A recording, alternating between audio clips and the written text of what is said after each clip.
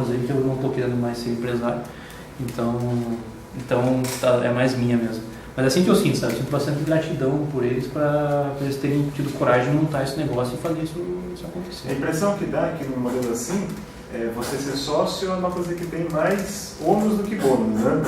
Olha, eu diria que sim, às vezes até me sinto meio aproveitador dessa situação, né, com esse trabalho, porque realmente trabalhar aqui tem mais bônus do que ônus, ao contrário para mim a impressão que eu tenho sócio. Pelo menos hoje eu também tenho essa mesma leitura, que eu prefiro ser funcionário do que sócio.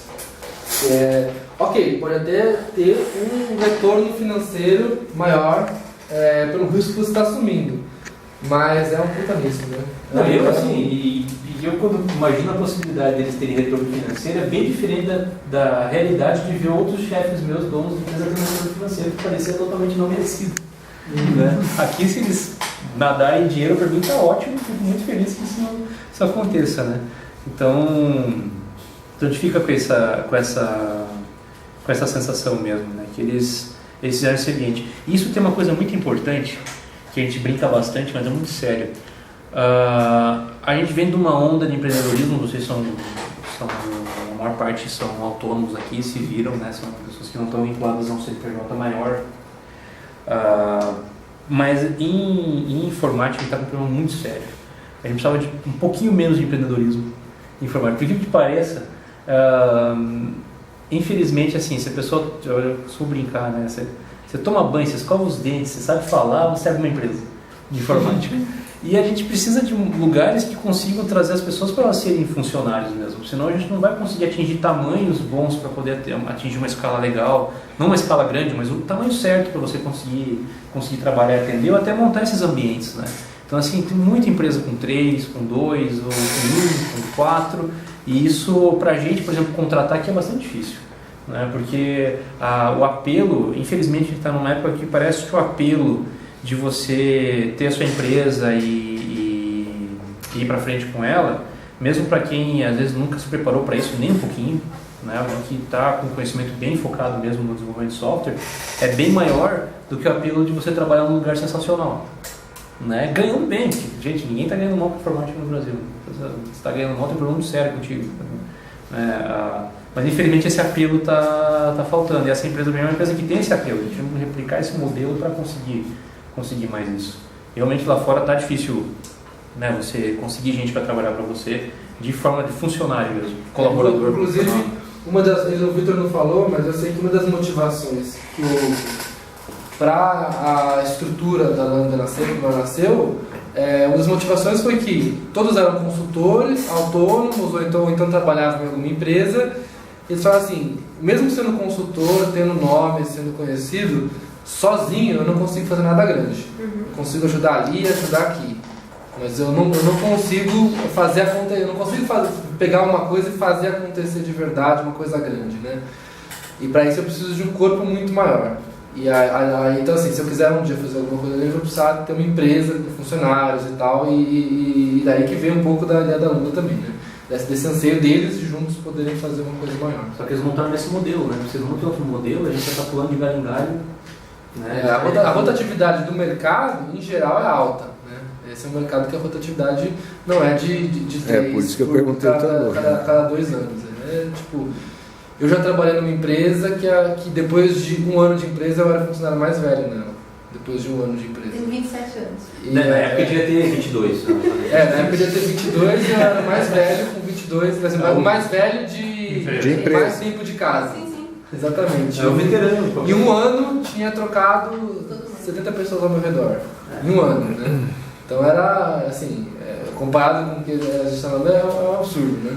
Eu vou dizer uma coisa assim, hoje, eu estava até pensando, porque volta e meia surge alguma oportunidade, alguma coisa, eu estava até conversando com minha namorada ontem, assim, que eu queria saber se eu tinha um preço, agora a gente fizesse uma simulação para saber se eu tinha um preço para sair daqui, né? Tipo, quantos R$1.000 por mês eu preciso ter para sair daqui?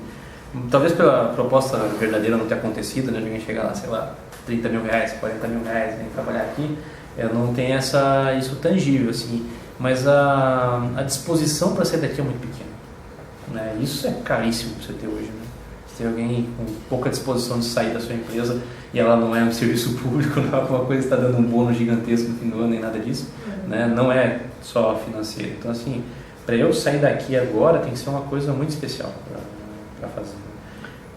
Deixa eu aproveitar isso. Só uma visão tua do que você está sentindo aqui, que você vive dentro da empresa. Como é que é essa empresa daqui a 10 anos? Como é que vocês vivem aí? Porque para você ver isso, você está pensando em alguma coisa a longo prazo, o cara me ofereceu alguma coisa para tirar, tal, eu viver em outro ambiente. Como é que vocês veem aqui? Vamos por 10 anos para tirar o pé do chão um pouco. Então, talvez faça a diferença aqui quem vai ter 45 daqui a 10 anos e quem vai ter 35 daqui a 10 anos, né? Talvez tenha uma diferença grande nesse caso. Eu, no meu caso, em 15 anos eu já passei por tudo que era empresa, e como eu sou analista de negócios, os projetos fazem com que a gente passe por muitas áreas diferentes como consultor, né? Você vai desde logística até comércio eletrônico, depois você brinca com... Já fiz site de motel, de padaria, de pousada e depois, muitas coisas diferentes, né? Sistema de gestão, de banco, né? Então, trabalhando com duas coisas muito sérias, motel e banco. As coisas que mais importam na vida, né, meu? As coisas que mais importam na vida, só essas duas aí. Então aí a minha perspectiva se deslocou agora do que fazer para o como fazer. Então não estou mais tão preocupado com a natureza dos projetos que eu vou pegar, mas sim como que a gente vai tocar esses projetos. E eu já estou com a vida estabelecida, assim, já atingi o sonho americano, só faltam os 2,4 filhos, né, que o sonho americano. Então assim, estou numa fase estável da vida, onde não estou mais com aquela ânsia de sei lá, um dos exemplos, conseguir o máximo de dinheiro possível a cada segundo, né? E não sei como é que eu vou estar daqui a 10 anos com isso, espero que isso seja uma vertente legal que eu possa levar mais adiante, né? Deixa eu tentar reformular a pergunta dele, ou talvez dar um outro enfoque. Como é que vocês veem, né, o crescimento da empresa? Como é que a empresa hoje ela consegue manter essa forma mais fluida, mais informal de trabalhar? Vocês têm 20 funcionários. Sei lá, se começar a crescer, tem mais projetos, daqui a pouco vocês têm, sei lá, 100 funcionários. Como é que vocês veem? Você acha que dá para segurar esse mesmo tipo de atividade, informalidade que vocês têm hoje numa empresa maior, crescendo? Se vocês querem isso. Se querem, e segundo, a gente já passou. se é possível ou não. A gente já passou por um processo de crescimento uma vez, né? E foi bem traumático o final dele, né? Foi bem traumático. Não só o Rio, mas assim, naquele momento também aumentamos São Paulo e também aumentamos o Rio.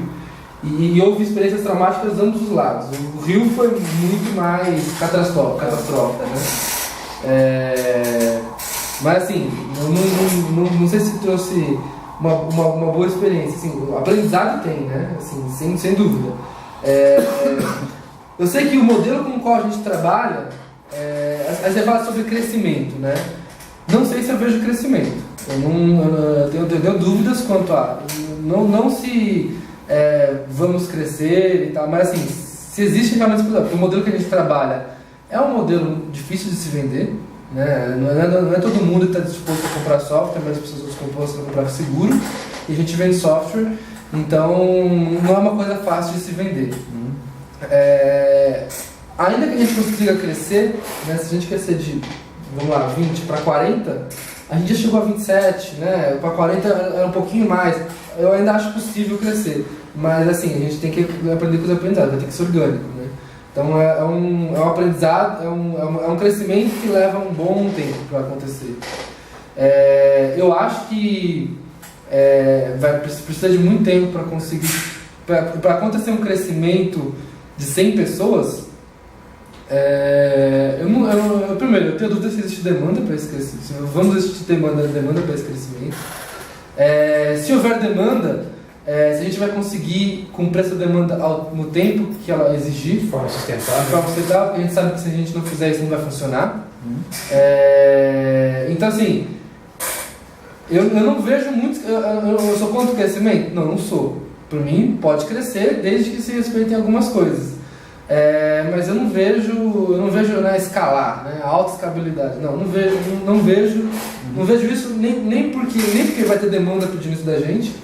e mesmo que tiver, não vejo que a gente consiga atender ela. Então, assim, daqui 10 anos, talvez seja maior, talvez, mas eu vejo muito mais com o objetivo de crescer, mas de forma sustentável.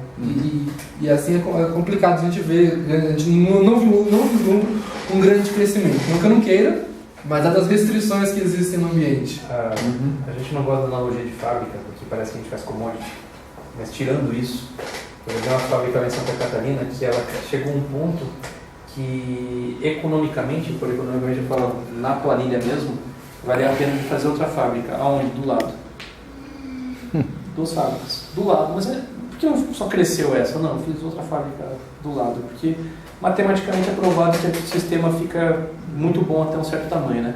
A gente está falando bastante das coisas do desenvolvimento ágil.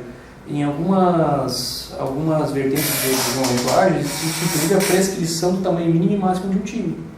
Né? A gente tem aí, se num time de desenvolvimento ágil, onde você tem esse aprendizado focado naquele produto que está sendo desenvolvido, você começa a passar de 8 pessoas, começa a ficar complicado você gerir isso. Se a gente está replicando esse modelo para as decisões gerais, a gente começa a sofrer em cima disso. Então, a gente falou, daqui a pouco chega um ponto em que o Vitor não consegue mais coordenar os desejos e as ideias e os projetos que estão chegando das pessoas para poder encaixar isso melhor. Né? Separa em 2. Separou em 2, né? A gente está naquela escala do Fibonacci, né? A complexidade cresce em 1,5, 1 e 1/6, quer dizer, para cada 1 que você aumenta, né? Ele vai fazendo assim. Então, você aumentou para 2, já deu uma puxada, aumentou para 3, já deu uma puxada. Você começa a perder essa coesão, né? Então, assim, os sócios já conversaram com a gente, já viu uma questão aqui que era de organização estrela, né? Mas aí seria o quê? Seria um reforço do time como entidade. Que hoje os times ainda são muito focados nos projetos que são fechados. Então você pode pegar agora, ter um time formado aqui, a gente fecha um outro projeto, a gente pode tirar 2 aqui, colocar lá e fechar para aquele trabalho. Nesse modelo você teria o time como uma entidade que atende necessidades. Talvez nesse modelo você poderia ter 10 times de 5 pessoas que dá 50 pessoas. Talvez desse para trabalhar nesse, mas para fazer a mudança para esse modelo é bastante complexo. Né? Depende de demanda, depende da organização disso, o jeito de você amarrar as coisas. Às vezes, uma das coisas mais difíceis para o empresário é manter um time parado 15 dias, né? Porque você já começa a pensar em questões de alocação, ociosidade, começa a ficar bem complicado para você, sem poder quebrar os times. Né? Vocês já ouviram falar do Starfish and the Spider? Sim.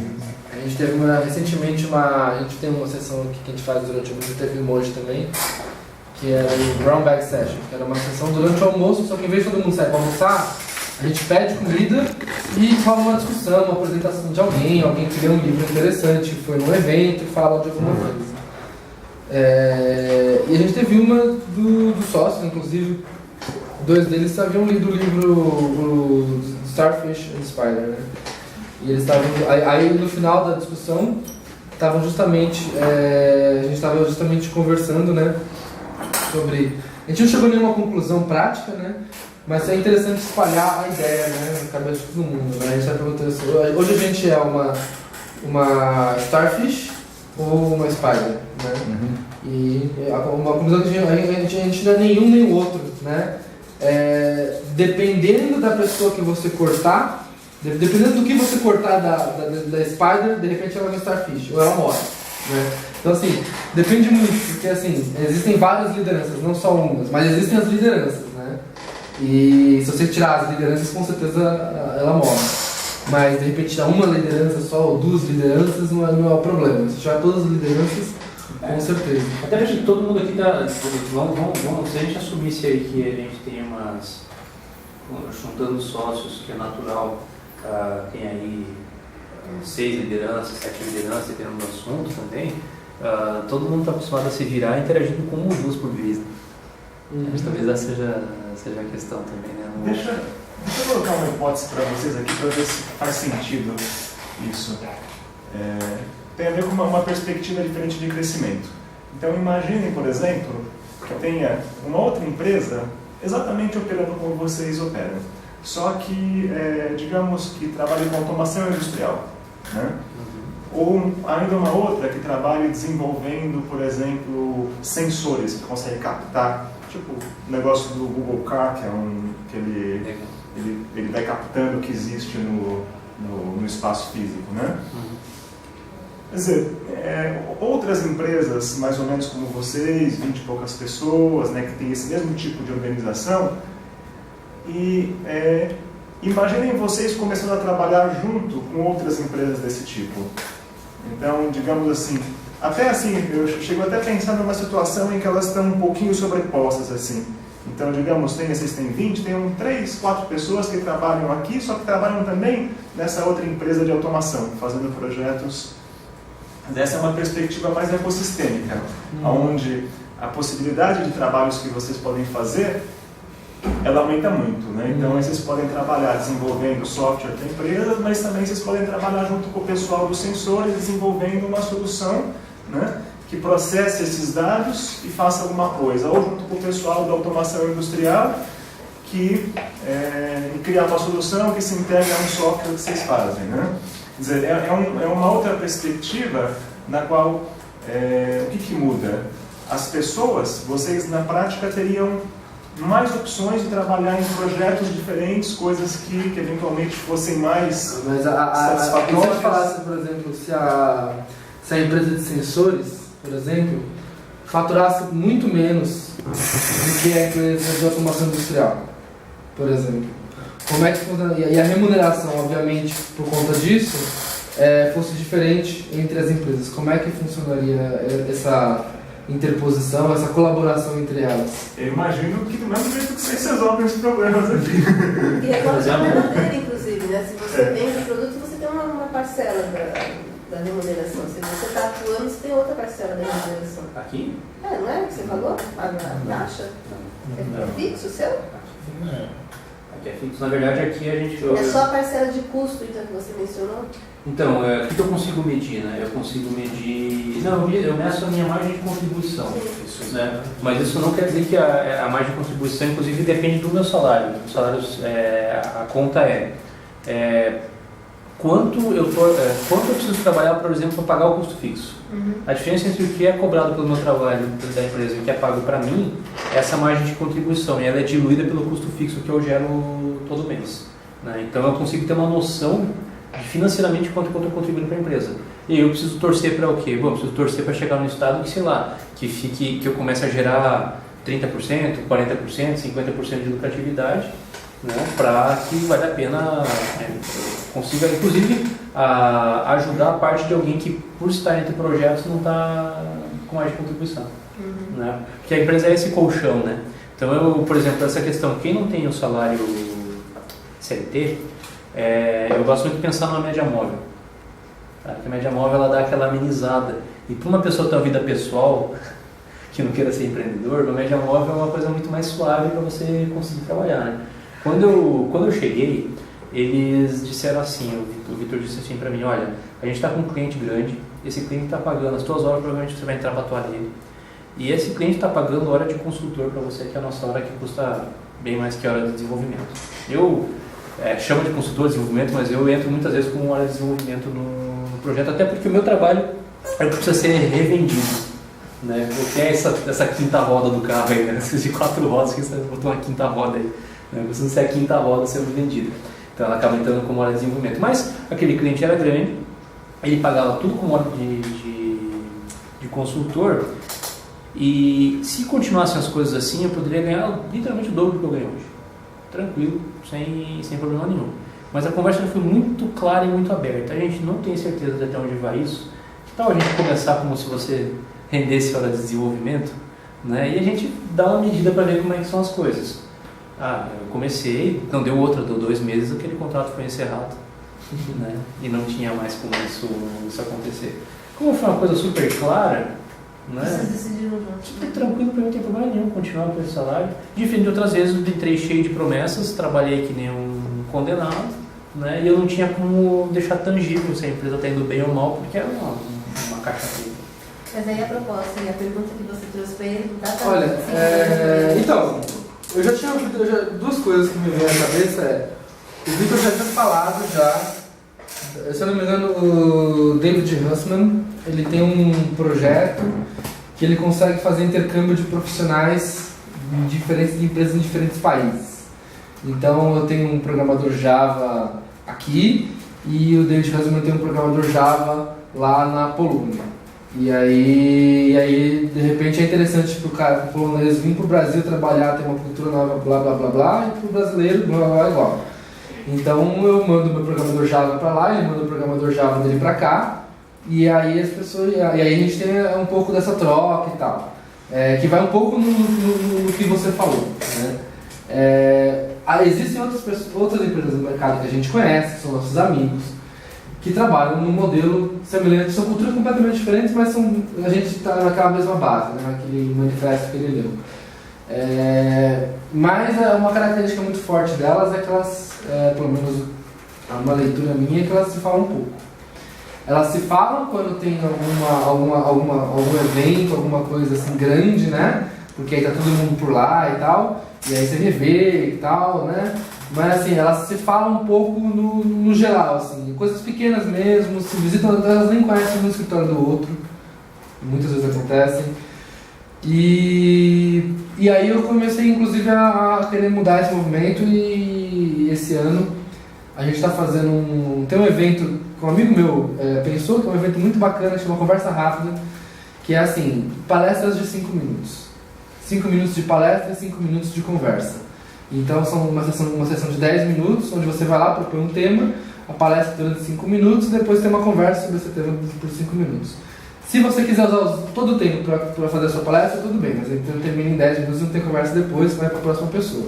É livre, né? Não tem nenhuma restrição. E aí, como eu fiz uma palestra de 5 minutos, você precisa de uma grande preparação para conseguir fazer isso. Você consegue pegar um aprendizado ali do mês, um livro que você leu, um artigo que você achou interessante, alguma coisa mais fácil de você conseguir apresentar e que seja, né, valioso. Porque, de vez em quando, esse ponto de troca acontece só lá no evento, que acontece um no primeiro semestre, 2 no primeiro semestre, e você não tem um negócio mais frequente. E aí a gente pegou e fez um evento aqui nesse formato, aqui dentro da Holanda.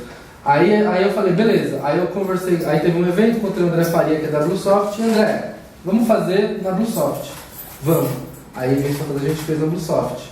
Agora a gente está em conversa com o Matheus Haddad, que é da WebGo. Matheus, a gente fez aqui na Lambda, fizemos na Bluesoft, a gente está indo para a WebGo, beleza? E ele, vamos embora, chega aí. E agora a gente está indo para a WebGo. E daqui a pouco a gente conversa na Geminadora também no ano. E assim a gente está procurando, tentando, e pelo menos as pessoas se conhecerem, né? De repente eu conheço, quem que é a Bluesoft? É o Luiz Failas e o André Faria. Não, mas a Bluesoft tem 30 pessoas, né? Vamos conhecer essas 30 pessoas, né? Eu consigo imaginar uma situação que vocês escreveram quando vocês têm um cliente, né? É como se digamos assim, o grupo do cliente ficasse um pouco sobreposto ao grupo de vocês, porque as pessoas vêm trabalhar aqui, vocês são o cliente, né? Quando eu estava pensando no regresso do ecossistema, eu estava pensando em algo acontecendo assim, não com clientes, mas com outras coisas que complementam aquilo que vocês fazem, né? Então, por exemplo, o cara de uma suposta empresa de informação industrial que funciona mais ou menos como vocês, né? E algumas pessoas aqui trabalhando aqui dentro, algumas pessoas daqui trabalhando lá, vocês tendo projetos em comum, né? Sabia que é difícil imaginar isso? Porque a gente não encontrou as empresas que trabalhavam assim, né? Geralmente eu já participei de iniciativas aqui, que a outra empresa era totalmente diferente da gente, e isso dava até uma certa dificuldade. Quando é muito diferente, aí não rola, né? Nossa, e costuma ter mais empresas diferentes do que iguais, né? Então a gente está até com dificuldade de Mas vocês acham que a emular. experiência de vocês vai ser uma coisa única, isolada, que não vão surgir outras? Não, eu espero, né? Espero que surjam mesmo, mas a gente tem que lembrar o seguinte, tem uma coisa que eu acho abominável, é o planejamento financeiro das empresas, o orçamento, o processo de orçamento. É abominável. Você trabalha, todo mundo, cara, na tua conta pessoal de casa, você tem um planejamento, você tem um objetivo que você quer, eu guardo tanto por mês, eu quero fazer tal coisa, e por aí vai, né? Mas você reage às mudanças, né, do ambiente, você reage ao aprendizado. O mesmo problema que a gente tinha no software, de não reagir ao aprendizado, o aprendizado se visto como uma coisa negativa. Do ponto de você descobrir alguma coisa, aprender alguma coisa e dizer, nossa, por que eu aprendi isso? Porque agora para eu tomar uma ação tem toda uma estrutura contra mim. Essa parte do orçamento também traz isso. Então a gente ainda luta com um problema que é, para você conseguir orçar alguma coisa, você precisa definir muito claramente o que aquilo é. Né? Você não tem uma estratégia emergente, geralmente ela é pré-definida já. E a gente trabalha com esse aprendizado. Então, às vezes, a gente cai em ambientes onde a gente é uma célula de aprendizado no meio de algo que está muito amarrado. Né? Isso vai desde o escopo do projeto até, por exemplo, alguém valorizar a hora que a empresa, que as pessoas chegam lá versus o produto que está sendo produzido. Né? Então, essa comoditização, essa parte de commodity, esse é o problema. A gente cobra por hora, mas peraí, não é hora homem não é uma coisa comparável daqui e ali. É diferente essa hora. Eu costumo falar com os clientes que a gente vende produto premium. Né? A nossa hora homem é uma hora. Até na cliente que era de construção civil, eu falei que era porcelanato. Porcelanato. Ela entendeu, pagou o porcelanato, entregou o porcelanato para ela. Mas assim, a dificuldade é porque quem contrata ainda está muito no modelo do orçamento, está amarrado nesse modelo de orçamento, e as empresas que estão às vezes competindo com a gente também estão nesse modelo. Então às vezes você tem até dificuldade de conseguir sinergia nesses processos. Né? Já foi em momentos que não tinha como você conseguir fazer isso acontecer. E aí você nega a venda de um projeto? Você tem isso, não quero fazer o trabalho para determinado cliente por perfil, então como é que é isso? A gente não faz escopo fechado. E é engraçado, lembra um pouco de programação neurolinguística, capacidade de dizer não, né? É uma coisa sensacional, ele diz não. Até o Giovanni estava falando lá que aprendeu muito a dizer não ultimamente, né? Porque a gente também acha que tem que ceder muito, né? Mas assim, a imagem que você ter princípios deixa é muito boa também, né? Então, pelo menos você for coerente no não que você está dizendo, você pode até ser chamado um tempo depois. Né? Tem muito desses rebotes, né? De a gente ser chamado depois, né? Ser chamado para fazer alguma coisa que não tinha sido conseguido vender anteriormente, né? Não é fácil. Não é fácil. Então, assim, por isso que eu digo que talvez seja mais difícil também você ser dono, né? Porque para você ser dono, você está com o seu ativo vinculado àquilo. Eu sempre falo para os rapazes ali, para o pessoal que é dono, gente, o que acontecer aqui, eu estou com minha poupancinha, né? A minha poupança está lá garantida. A de vocês está aqui, né? Mas você ter coerência para negar esses trabalhos, às vezes, quando o fluxo de caixa está apertado, é bastante duro. Né? E para os clientes que vocês têm, você estabelece uma rede que é contínuo isso? Que, por exemplo, vocês desenvolvem a solução meio que conjunta. Como é que se dá o relacionamento pós-encerramento de um projeto? Como é que é isso? Aí está uma das nossas deficiências, né? A gente é muito bom para fazer, mas... se a gente tem uma deficiência financeira, ela é automaticamente reproduzida na comercial também. Então, assim, esse trabalho, não vou dizer que ele não existe, mas que não tem como não ter uma pessoa dedicada para um relacionamento com o cliente ou coisa do tipo, acaba muitas vezes não sendo feito. Ou então acaba, assim, é uma coisa assim, subjugada, né? Assim, tá todo mundo tão apavorado com o dia a dia, né? Tão na correria ali de fazer acontecer, de fazer a proposta e tal, que não tem ninguém olhando para isso ainda. Mas a gente sabe que é a deficiência que a gente precisa melhorar. Um objetivo da receita recorrente, né, de você fazer isso. Agora, existe muita incerteza também. Por exemplo, quando a gente trabalha com startups, a startup ela trabalha em cima de um mote. Errar o mais cedo possível, erre rápido, valide. Você tem um orçamento, esse orçamento não é para fazer uma empresa, é para validar a hipótese. E aí, com o desenvolvimento ágil, você consegue validar a hipótese mais rápido. Então, a gente até assusta alguns clientes às vezes, porque a gente mostra software rodando na primeira semana, que é habitual. Né? Então, tem gente que está há 2 anos desenvolvendo, não sai nada, de repente você chega lá e a gente fez lá no outro que... Né? Chegou a primeira semana, cara, vamos fazer uma tela, esses caras estão sem ver software rodando faz 2 anos, vamos fazer uma tela que você clica, faz isso e isso já funciona, né? Eles chegam a se assustar com essa questão. Só que assim, há muita incerteza nisso. Então, nos casos da startup, por exemplo, você pode vir a quebrar, e isso é normal, porque né, você validou que esse modelo não funcionava. E existe o outro lado também, que é a própria startup passar a ter um time dela. Nesses casos são as transições que deram certo, que aconteceram bem, porque a startup continuou, foi melhorando, mas chega uma hora que para ela ficar financeiramente melhor ela ter o próprio time, então a gente tem que fazer uma transição para isso. Existem clientes que usam a gente com um serviço mais especializado, também acontece. Então o que acontece? A cliente do porcelanato não pode pagar porcelanato a vida toda. Acontece isso também.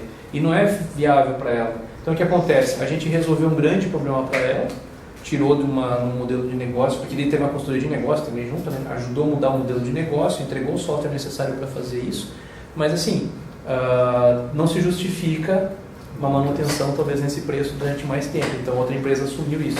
Essa a gente fez até uma transição bem boa para essa outra empresa. Mas eu acho que tem uma outra questão também que é o seguinte, a excitação de um novo projeto ela é muito grande, ela tira a nossa atenção, não tem, sabe, a gente trabalha com aprendizado contínuo, com desafios contínuos. Eu já peguei times que estava horrível o projeto, estava muito ruim, a gente começa a trabalhar, isso em outros lugares, começa a trabalhar, coloca o time para trabalhar com esse aperfeiçoamento contínuo, com PDCA, daqui a pouco resolveu todos os problemas, e aí entra o tédio. Então, a gente brinca, rumo ao tédio, assim, tipo, né, mas assim, é difícil você manter esse interesse. Isso acontece, porque quando você trabalha com um pessoal de alto nível tecnológico, né, até porque quando você definiu já a arquitetura de um produto, ela vai seguir mais ou menos a mesma, o básico dela para frente, enquanto as novidades continuam chegando, né? Então, isso pode acontecer também. É uma coisa que a gente não lida bem com isso ainda, tem que melhorar isso, né? Agora, se o cliente é grande e a gente fez bem um trabalho para ele, aí a gente chega a receber oferta até de coisa que a gente não sabe fazer.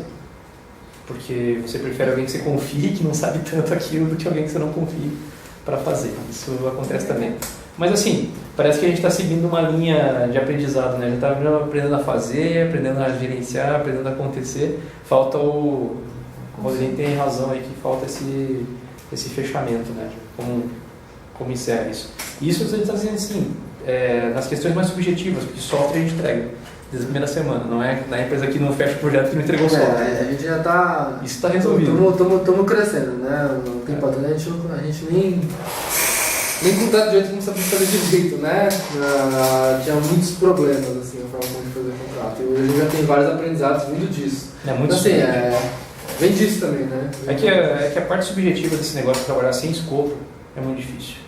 Gente, me bota para ser vendedor de tora, de engradado, qualquer coisa que vai em pallet que eu vendo sem problema. Agora, essa parte subjetiva, vender valor, porque, por exemplo, vou falar para vocês assim, como é que a gente discute lá na hora de vender, né? Pá, tora, o que a gente sabe? Eu sei que a minha hora custa tanto. É só isso que eu sei hoje. Onde é que a gente tem que trabalhar? Vamos parar, agora esquece isso. Onde é que a gente vai trabalhar? O que eu vou tirar dessa hora? Né? Então a gente, por exemplo, eu posso desenvolver software muito bom, mas posso desenvolver software errado. É a mesma hora, com o software, olha as métricas que bonito, né? Saindo software, mas não é o software que vai resolver suas hipóteses de negócio. Então, estou jogando dinheiro fora também. Temos que atuar desse lado. Esse é o lado que eu gosto mais de atuar, que é meu foco, né? Poxa, vamos remar para o lado certo, porque senão a gente vai gastar do mesmo jeito. Mas como é que a gente faz? Você tem que trazer aquela transparência que a gente falou, para você poder acompanhar isso. Então, por exemplo, a gente trabalha com alguns artefatos, algumas artimanhas, que é, por exemplo, todo o trabalho fica visível, a fila de trabalho. Se um cliente quiser, ele pode entrar a qualquer momento, ver a fila de trabalho, ver quem está pegando cada tarefa para fazer. Não tem problema nenhum, isso não é microgerenciamento. Porque ele não interfere nisso em tempo real. Se ele interferisse em tempo real, ia ser infernal, né? Ia ser um negócio infernal, porque seria o microgerenciamento total, né? Que ele pega você aí, levanta nessa cadeira e senta naquela. Né? Seria nesse nível. Ele vê isso, você deve ter visto bastante Kanban. Kanban é visualizar o fluxo, né? Então, às vezes eu já resolvi muito problema de transparência com o cliente, de produtividade pelo Kanban. Você vê o Kanban avançando, você sente o valor. Talvez você alinhou, porque esse lado aqui é o certo que a gente está indo, a gente está fazendo o que tinha que fazer, beleza, isso já dá mais segurança. E está andando, também você vê mais segurança em cima disso. Então a gente tenta trazer o debate do custo para o valor. Agora me digam, quem é que nas empresas brasileiras sabe falar de valor? Não é valor, eu tenho um orçamento que eu tenho que gastar. É isso. Né? É isso aí. Esse é o desafio que talvez a gente diga assim, talvez não tenha escala, não tenha demanda para isso, mas é que assim, que empresas que estão precisando dessa demanda. Ao ponto que sim, eu trabalhei num grande grupo de mídia, foi o último que eu trabalhei implementando métodos ágeis. O grupo tem 40 anos, fez 40 anos, mais até, 40 anos que o presidente trabalhava aí. Desde sempre que apareceu o primeiro computador lá dentro, a TI estava sempre superlotada de trabalho.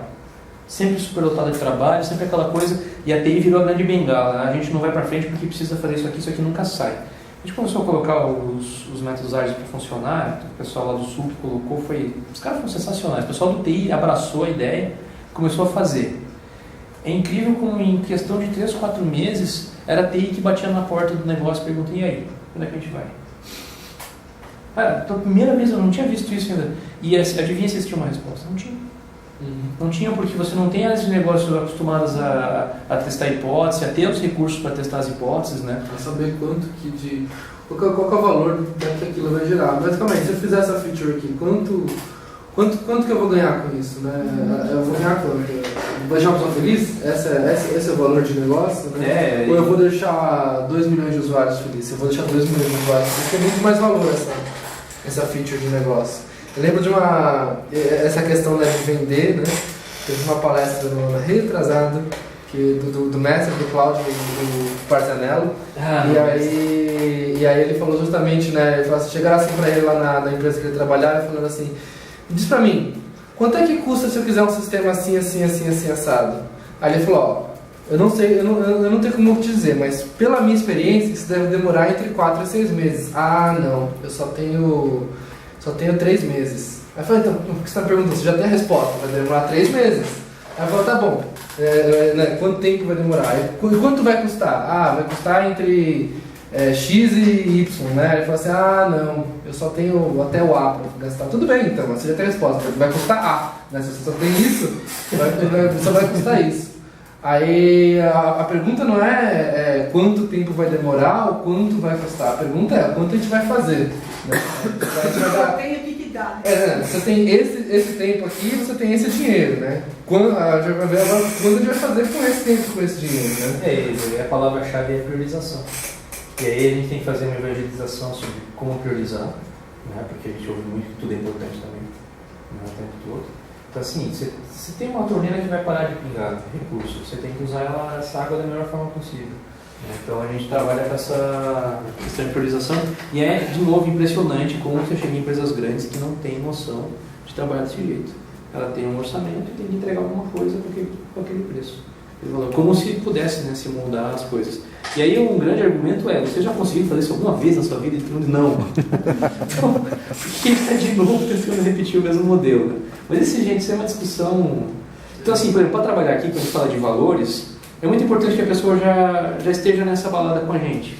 Não é que ninguém aqui é fascista, ninguém vai espancar quem não concordar, mas digo assim, já é uma... Sabe, se você chegar com um jeito padrão, você dizer, caramba, voltamos para 2000.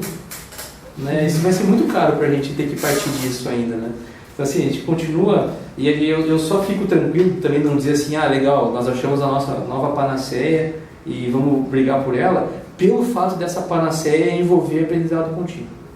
Então realmente a gente fala, né, what's the next big thing, né? Qual é a próxima grande coisa que a gente vai encontrar, né? Então como ela envolve o aprendizado contínuo, a gente não se sente amarrado em bater com isso, né? É o meu sentimento, porque eu já abracei a panaceia anterior, né? Que era uma panaceia de planejamento, né? Tudo muito bem planejado. Né? O que está salvando para mim, o que salva para mim o ágil além desses princípios legais é a melhoria e o abraçar a mudança, né?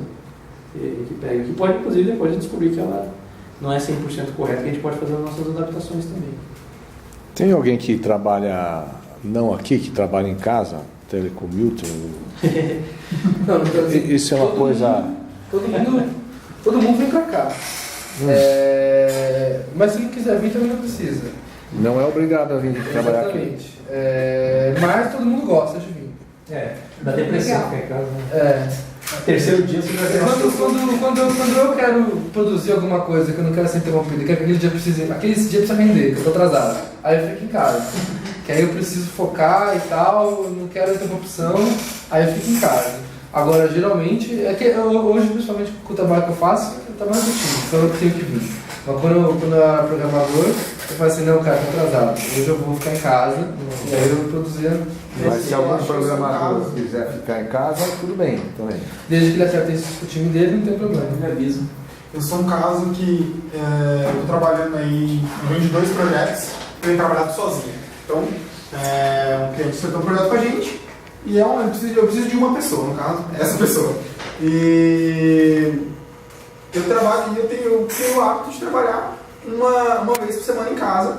Então, geralmente, eu só mandava, a gente tem um comunicador interno, pessoal, estou disponível, vocês podem me ligar, podem me chamar pela internet, eu estou aqui. E trabalho em casa, nunca tive problema. Recentemente, eu comecei a fazer um curso às terças de manhã. Então, às terças pela manhã eu não estou aqui. Então, hoje eu cheguei meio-dia. Então, às terças pela manhã eu não estou aqui. Hoje eu fico até um pouquinho mais tarde, porque eu tenho coisas a fazer. Então, o pessoal já sabe e a gente consegue alocar isso. Se eu estivesse num time, aí talvez eu teria que rever as minhas terças pela manhã, de acordo com as necessidades do meu time. Como eu estou sozinho, não tem nenhum problema. Não tem... O último mês eu tinha esse projeto dessa... Vocês viram que a gente fala que a gente valoriza mais software rodando do que documentação detalhada. Todavia, nesse trabalho que a gente está fazendo, passa por uma regulamentação. A gente tive que estudar a regulamentação, era obrigatório ter essa documentação. Inclusive, a gente chama de póstula, porque o sistema está pronto, né? Então, assim, tem que abrir o sistema, não tem documentação nenhuma, tem que abrir o sistema e ver tudo que você pode fazer com ele, passo a passo. Então, eu trabalho sozinho. Eu fiquei, naquela semana, eu trabalhei 4 dias de cada semana em casa. Porque vale mais a pena, né? Porque aqui você tem mais distração, você não consegue. Aí você avisa o pessoal. Se alguém lembrar de alguma objeção, né? Não, mas hoje a gente tem tal coisa, avisa e você vê. Não tem muito esse vínculo. Até porque a gente até brinca, né? Pô, eu caí na internet, estou sem Facebook. Né? Sem Facebook eu não trabalho. Vai controlar sem Facebook. Mas é que a gente vai contra a ideia da prisão digital, né? Quem daqui presta serviço em outra empresa que ele vai na empresa e a empresa tem o Wi-Fi com a internet bloqueada, aquela coisa toda, a gente acha isso terrível, né? Porque se eu for para um lugar desse eu vou ficar com o celular, né? Não adianta, eu vou usar o Facebook. A correlação que existe entre trabalhar e deixar o Facebook aberto é alta, né? Geralmente quem trabalha está com o Facebook aberto. Você está bloqueado, está no celular do Facebook. A correlação é alta. Não sei qual é a dificuldade que eu tenho de entender isso, mas realmente... O Vitor estava com o Facebook fechado, hoje você pegou no pé dele, né? Eu falei, pô, se o Facebook fechado, você não está trabalhando. Mas é muito gosto, né? Às vezes a gente acostumou a misturar muito trabalho com outras coisas, né? Então, às vezes a gente lê um artiguinho de alguma coisa que te interessa e depois volta a trabalhar. Então, essa liberdade fica bem legal para render. Gente, só para ter uma ideia de tempo. Eu ia perguntar. Não, é vocês que mandam aí. A hora deles é cara. Às 5 horas eu tenho uma reunião. Então, assim, a gente precisa terminar isso antes das 5. Só isso. Eu estava de olho também, eu preciso ir. Tudo bem, a gente meio que... Eu tenho uma última questão sobre os times, ainda que ficou, a gente não conversou antes. Os times, eles são organizados ao redor de projetos que vocês fecham? Como é que se forma um time? Orientado a projetos. A projetos. Por isso que a gente falou que seria um desafio orientar ao time como entidade e mantê-lo. E as pessoas, elas podem trabalhar em mais do que um time ou ela tem que estar só em um time? Desenvolvedor, a ideia é que trabalha num time só. E por que isso?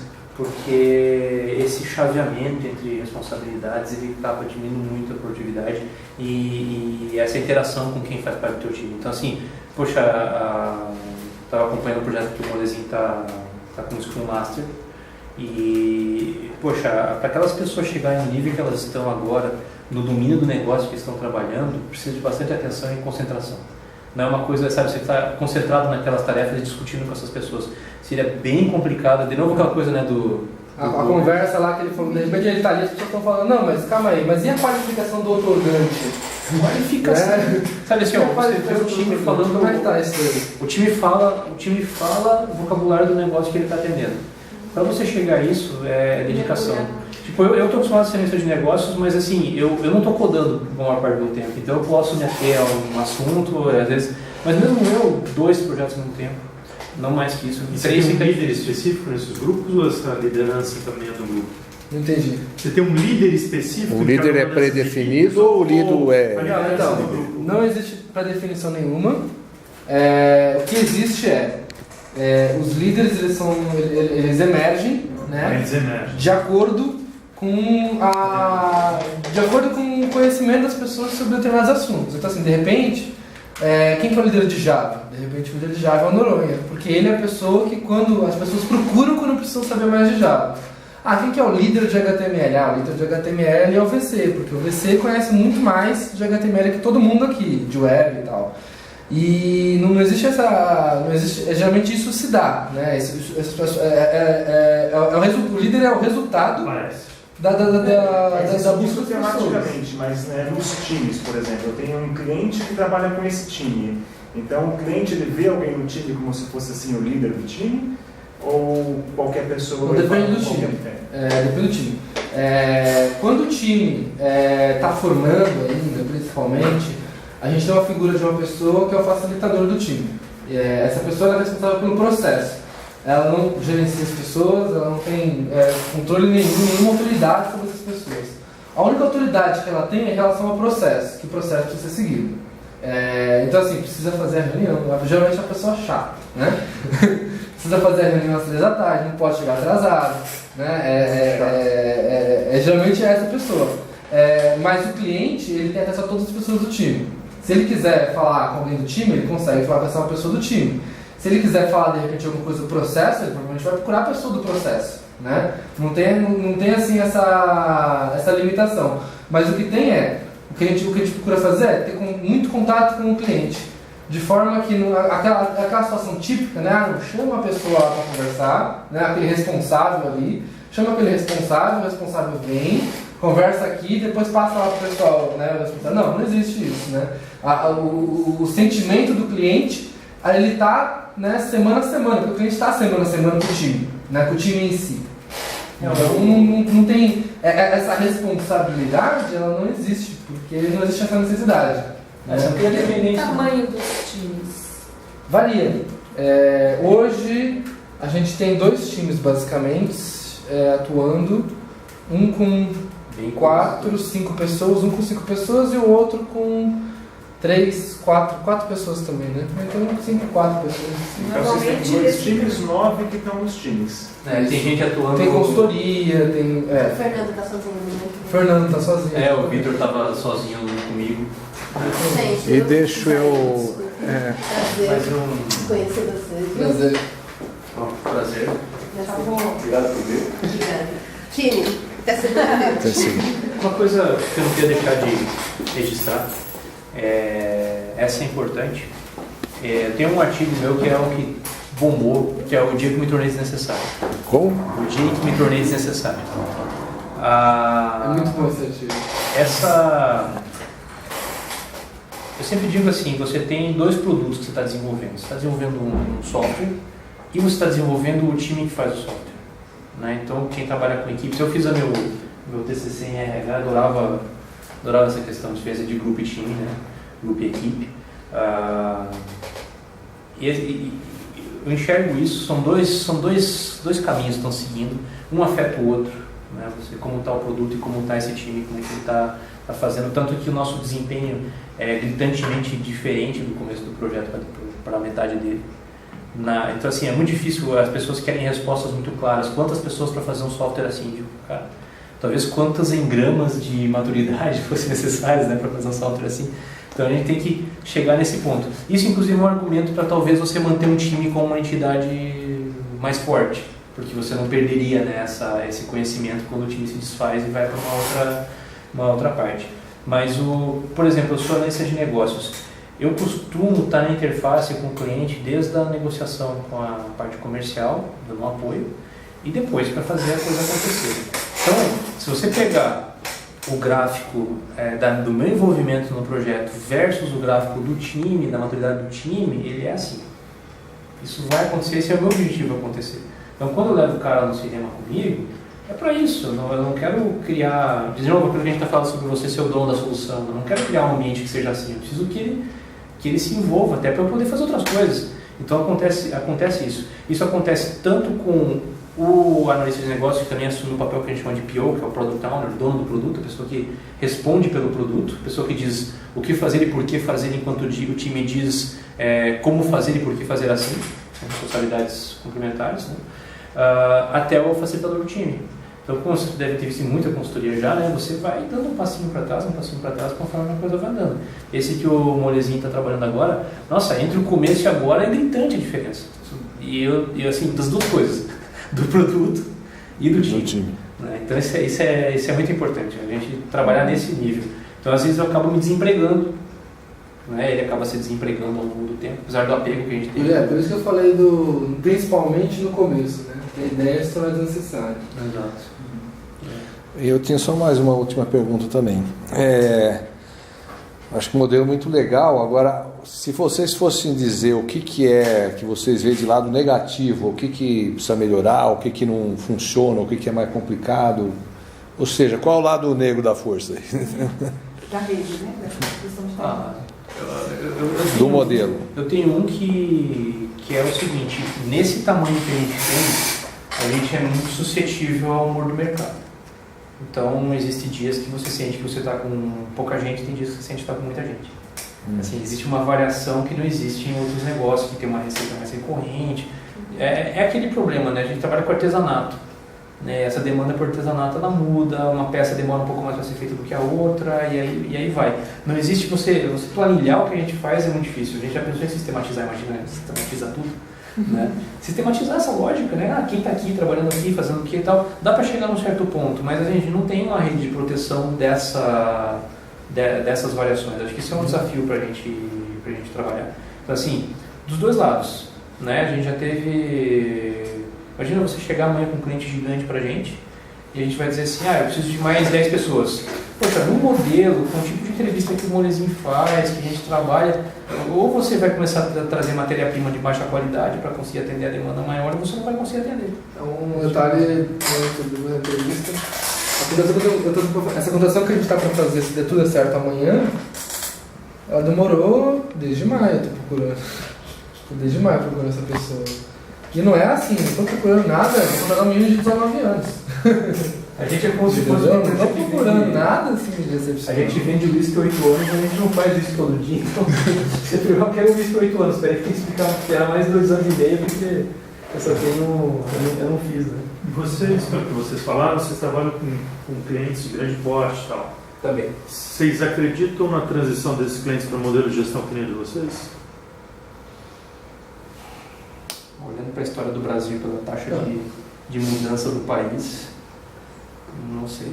A minha opinião é assim, igual eu acho difícil. Não, mas igual... nesse perfil mais em rede, mais distribuído, mais... Estou cansado, eu achei sensacional o que vocês fazem, mas lá não vai dar. Lá não serve. Então, assim, existem empresas maiores do que a gente que fazem modelos de rede. Né? Seria bom contar para nós também, porque a gente está querendo visitar essas empresas também. Quer dizer, não sei se exatamente modelo de rede, mas assim, empresas que têm algumas filosofias, por exemplo, algumas filosofias parecidas com a nossa, como por exemplo a ThoughtWorks é famosa no mercado por conta disso. ThoughtWorks. ThoughtWorks. A ThoughtWorks é uma empresa de software de desenvolvimento ágil e ela é grande. E ela é grande, ela tem algumas filiais no mundo com 150 funcionários cada. E algumas, sei lá, Londres, Índia, Austrália, Brasil, Estados Unidos, acho que tem umas 3. Recife, Porto Alegre. Não lembro mais. Aqui em São Paulo? Aqui em São Paulo eles estão querendo abrir um escritório, ainda não conseguiram. Eles já estão, acho que há mais de um ano abrindo um escritório em São Paulo. E eles são uma empresa grande, né? Que trabalha com desenvolvimento ágil e tal. Não sei até que momento isso se estrutura de forma de rede.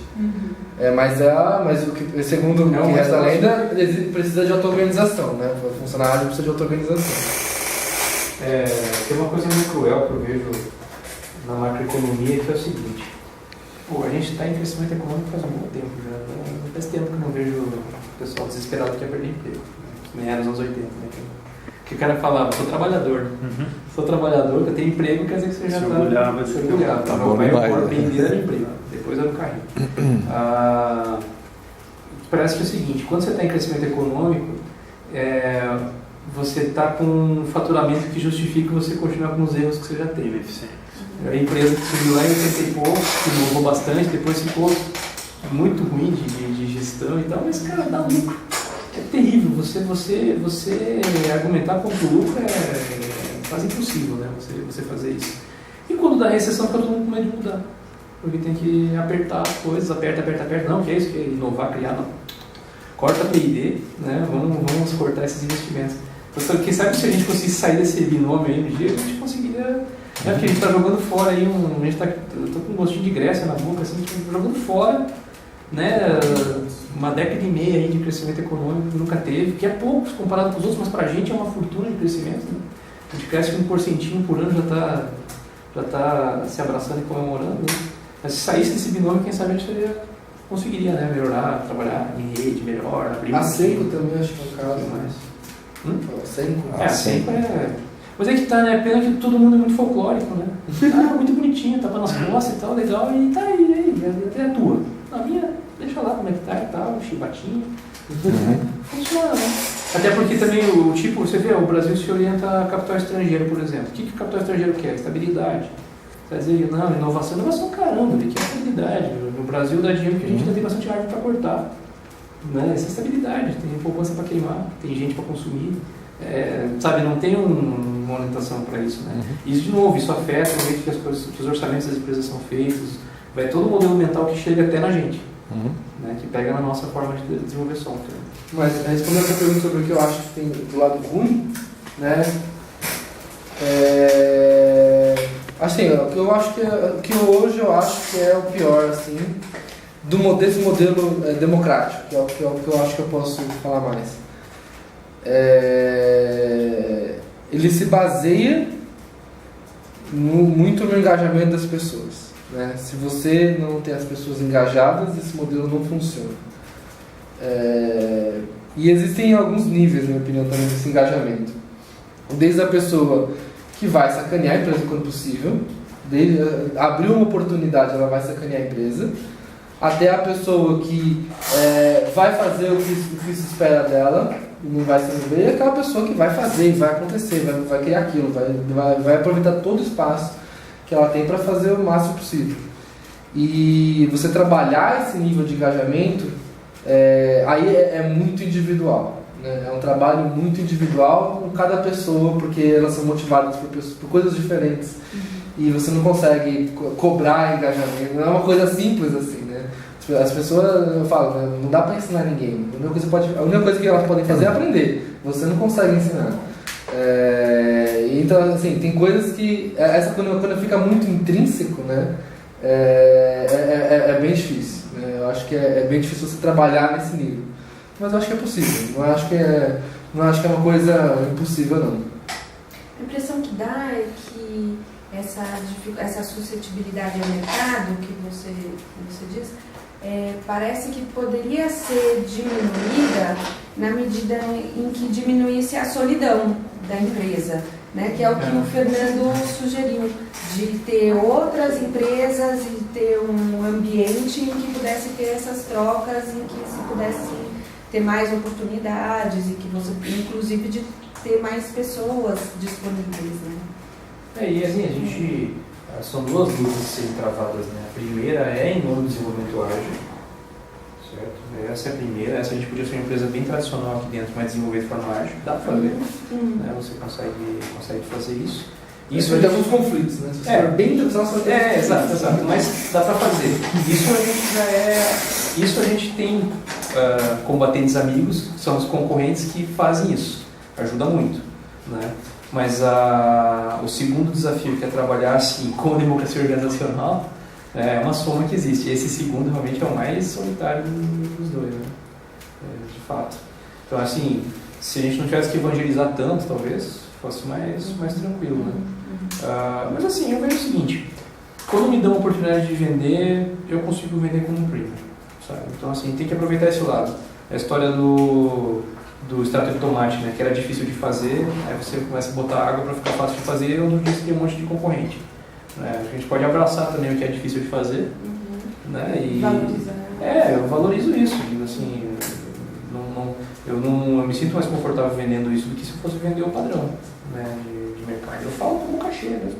É porcelanato. Né? Às vezes mas o porcelanato nunca comete erro. Pô, acho que já. Se for instalar porcelanato em algum lugar, pode ter quebrado. Né? Acontece, mas é porcelanato. A gente começa já nesse nível. Mas é solitário. Isso é verdade. Tem isso ainda. Legal.